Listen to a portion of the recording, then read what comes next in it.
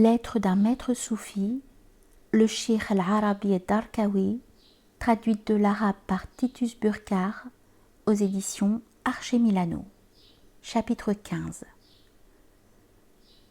Il n'y a rien qui nous rende aussi vulnérables aux attaques psychiques et sataniques que les soucis pour notre subsistance.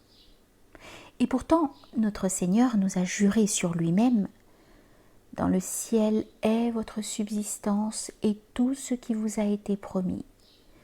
Par le Seigneur du ciel et de la terre, cela est vrai, comme il est vrai que vous avez la parole.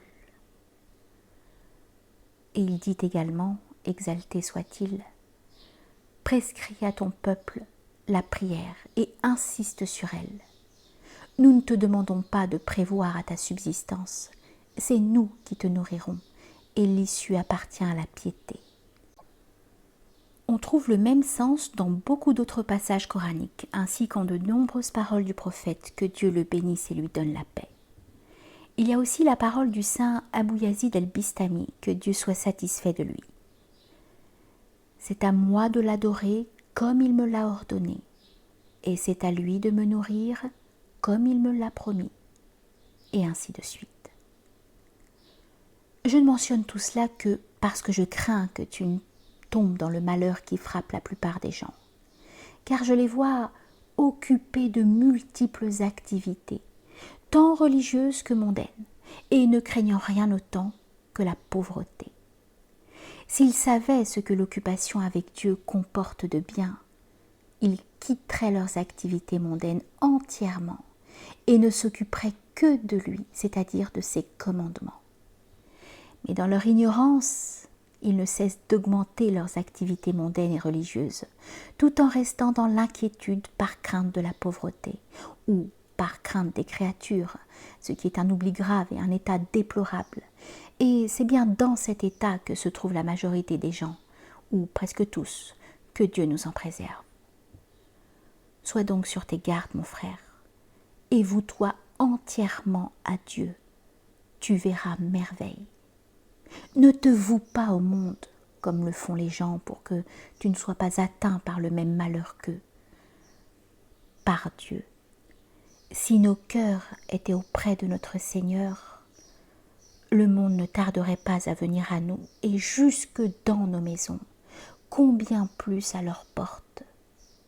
Car notre Seigneur, exalté soit-il, lui dit: Ô monde, sers ceux qui me servent, et fatigue ceux qui te servent. Par Dieu,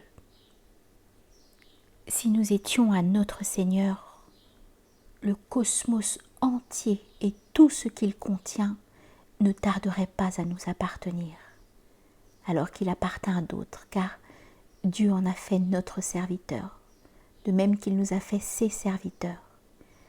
Mais voici que nous avons remplacé notre Seigneur et Maître, exalté soit-il, par ce dont nous sommes nous-mêmes les Seigneurs et Maîtres, et nous n'en éprouvons aucune honte. Il n'y a de force ni de puissance que par Dieu.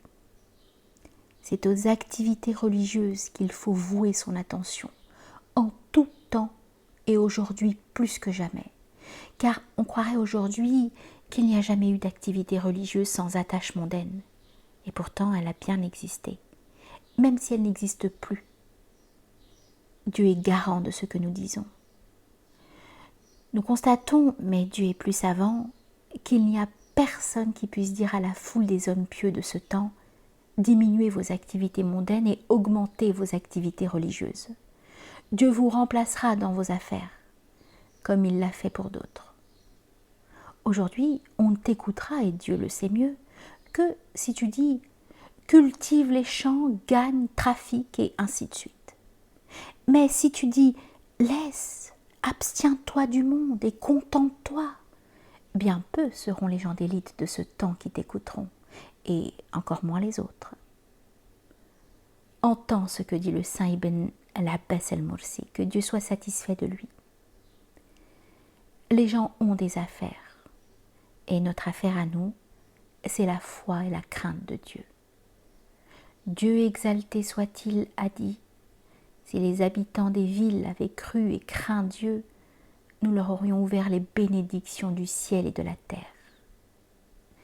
Et une autre fois, il dit, les gens ont des affaires, et notre affaire, c'est Dieu.